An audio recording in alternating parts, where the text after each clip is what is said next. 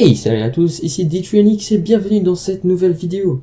Donc aujourd'hui on se retrouve pour ma première petite présentation, en fait avec le logiciel Slide d'ailleurs, qui est un très bon logiciel que je viens de découvrir et qui permet de faire des présentations vraiment très propres et de manière très simple. Donc je mettrai le lien dans la description, je vous laisserai essayer. Donc aujourd'hui on va parler de Go pour faire des jeux. Alors pourquoi utiliser Go pour faire des jeux? Pourquoi pas un autre langage traditionnel, entre guillemets bien sûr, comme le C ou le C++? Alors déjà on va voir les avantages. Alors premier avantage, on utilise Go. Alors bien sûr cet avantage est assez subjectif, mais moi je trouve que c'est quand même super cool parce que Go est un langage qui est, pour ma part, très agréable à utiliser et je pense que ça peut l'être pour vous aussi. Comme deuxième avantage, on a que c'est un langage bas niveau. Ça veut dire que le code est compilé directement vers le code machine et donc ça s'exécutera, enfin il y a beaucoup plus de chances du moins que ça s'exécute plus rapidement qu'un langage interprété. Par exemple, par rapport à Ruby, il y a beaucoup plus de chances que Go soit plus rapide. Ensuite nous avons une compilation rapide. Par rapport à des langages compilés traditionnels comme le C ou le C++, Go a un temps de compilation qui est vraiment très rapide. Bon, évidemment ça dépend du programme, mais en général, pour moi, ce que j'ai pu constater et parce que les gens le disent sur internet, la compilation est vraiment très rapide avec Go. Ensuite, il y a une exécution rapide. D'un point de vue général, le langage Go est quand même vachement rapide et il a une vitesse similaire au langage C, C++ ou encore D. Le langage est vraiment très simple à apprendre, donc si vous avez déjà quelques connaissances par exemple en C, ça vous aidera beaucoup, ou même quelques connaissances dans des langages orientés objets comme Java ou éventuellement Ruby, et par exemple évidemment, ce sera un langage qui est vraiment très simple à apprendre. Ça vous prendra que quelques semaines, voire grand max quelques mois, mais en général ça s'apprend assez vite. Ensuite, il y a pas mal de frameworks de jeux qui vont avec.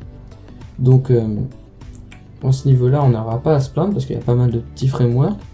Et c'est des frameworks qui sont soit connus, soit des nouveaux frameworks, mais qui me semblent vachement pas mal et vachement agréables à utiliser.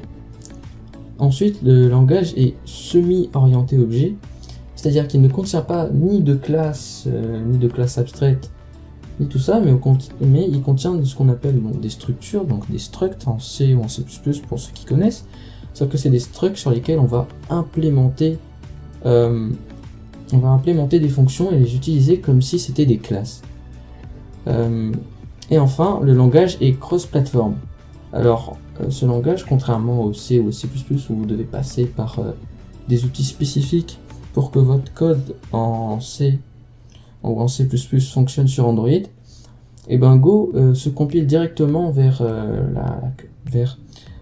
les processeurs Intel et AMD, donc de l'architecture x86, et se compile également vers les processeurs donc ARM, donc ce qu'on retrouve principalement dans les téléphones mobiles ou dans les tablettes. Voilà. Maintenant on va voir quelques désavantages.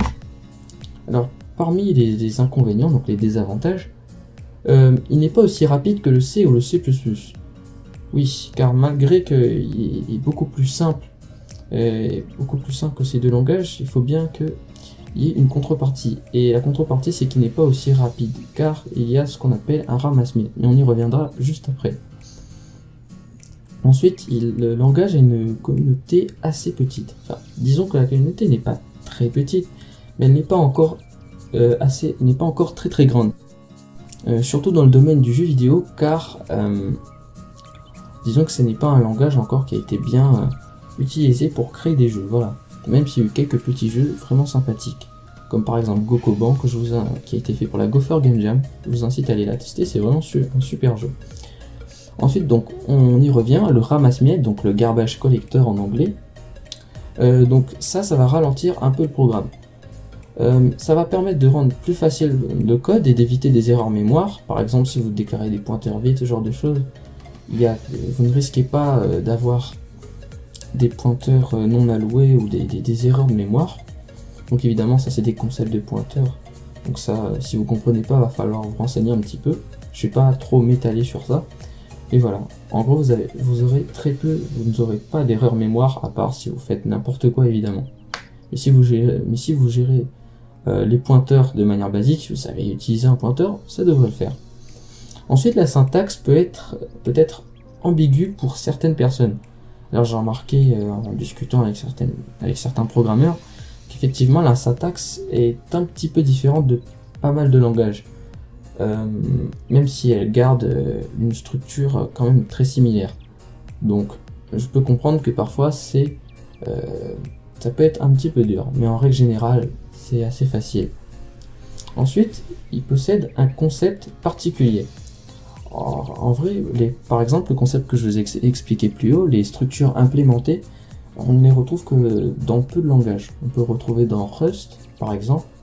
Je ne connais pas d'autres langages à part Rust et Go qui utilisent ce concept. Bon, il y en a sûrement d'autres, mais voilà. Là, il n'y en a aucun qui me vient à l'esprit. Et quelques autres concepts qui peuvent être assez particuliers ou difficiles à comprendre pour certaines personnes. Bien. Maintenant, comment apprendre Go? Alors bien sûr, il vous faudra Google ou un autre moteur de recherche. C'est très important et très basique également. Ça vous permettra de trouver à peu près tout ce dont vous avez besoin pour apprendre le langage Go. Ensuite, bien sûr, il y a quelque chose d'incontournable, Stack Overflow. Là-dessus, vous trouverez la solution à presque tous vos problèmes. Donc c'est vraiment un must et à ne pas oublier ou rayer de la liste. Stack Overflow, toujours. Ensuite, the Go Playground. Donc le Go Playground, c'est quelque chose qui est officiel, ça a été vraiment fait par les créateurs de Go ou de Golang, appelez ça comme vous voulez, les deux c'est correct. C'est juste qu'on utilise Golang pour éviter de confondre Go avec le jeu de Go, voilà. Donc sur le play.golang.org, donc le lien que je vous ai mis sur la vidéo et également dans la description, vous pouvez tester à partir de votre navigateur web le langage Go, et en plus le Playground vous fournit quelques petits exemples pour vous aider à comprendre comment marche le langage, avec des explications et tout. C'est vraiment super pour commencer. Ensuite vous avez également Go by Example, donc c'est un peu comme The Go Playground, sauf que là vous n'allez pas coder. Disons que par exemple si vous voulez apprendre à utiliser une fonction particulière de Go, par exemple ouvrir un fichier, et bien Go by Example va vous montrer un exemple de code, et l'exemple de code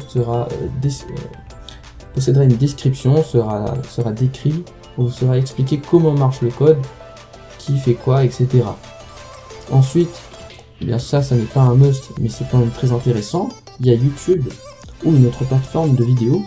Donc sur ce genre de plateforme, vous pouvez trouver pas mal de tutoriels qui vous permettent d'apprendre Go. Donc c'est vraiment super.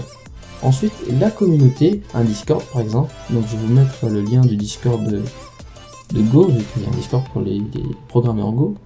Alors la communauté, pourquoi c'est important? Parce que dans une communauté, vous trouvez des débutants et des professionnels, et dans la majorité des cas bien entendu, hein. Et en général, les professionnels seront capables de vous aider sur des problèmes dont vous ne trouvez pas la solution. Par exemple, si vous avez un problème, je sais pas, d'algorithmie, et que vous ne trouvez ni la solution sur Google ni sur Stack Overflow, la communauté peut vraiment aider à résoudre ces problèmes, et surtout à progresser beaucoup plus rapidement que vous ne le pensiez. Et enfin, un élément extrêmement important, le plus important de la liste, la pratique.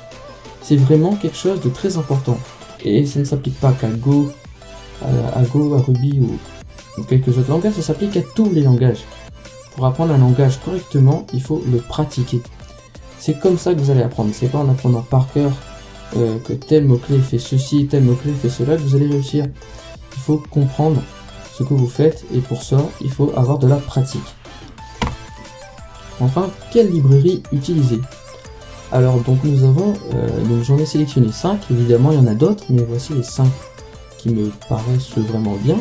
Alors on a Raylib, donc c'est celle que j'utilise principalement pour ma part. Donc c'est un binding d'une librairie en C. Alors pourquoi utiliser Raylib?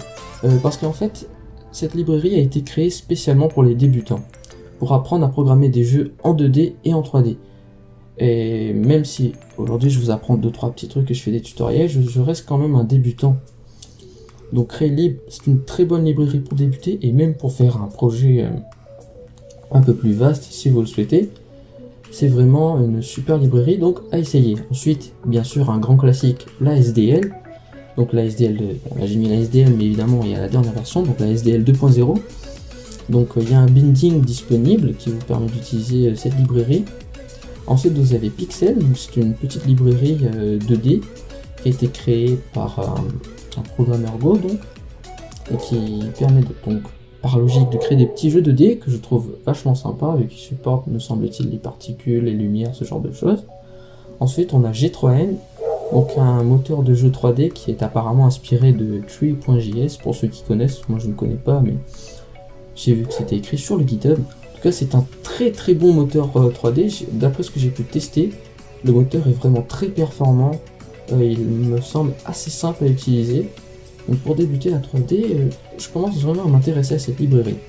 Et enfin nous avons Ngo, alors ça n'est pas mon favori, mais il est vraiment pas mal aussi, pour ceux qui aiment bien une approche assez structurée, même très structurée de la programmation de jeu. Mais bon, Ngo, je le déconseille vraiment pour les débutants, c'est pas ce qu'il y a de mieux.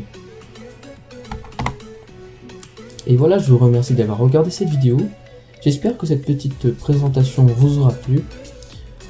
Si jamais vous avez aimé, n'hésitez pas à me lâcher un pouce bleu, ça fait vraiment super plaisir, et pourquoi pas de vous abonner. Si vous avez des questions, n'hésitez pas à les poser dans les commentaires, ou si vous avez des idées d'amélioration ou que j'ai fait des fautes pendant la vidéo, n'hésitez pas à me le dire. Je vous en voudrais pas, vous inquiétez pas. Et d'ailleurs j'ai créé le D2NX FR Server, donc histoire qu'on soit plus proche et comme la conversation ne se limite pas qu'à 2 ou 3 commentaires. Donc j'ai créé un serveur, donc vous voyez le lien à l'écran. Le lien est également disponible dans la description, voilà. Donc vous pouvez rejoindre le serveur. C'est totalement gratuit, il n'y a pas besoin de payer quoi que ce soit, vous venez et on discute ensemble. Alors c'est un serveur Discord, je le précise, voilà. Donc merci encore d'avoir regardé et sur ce je vous dis ciao.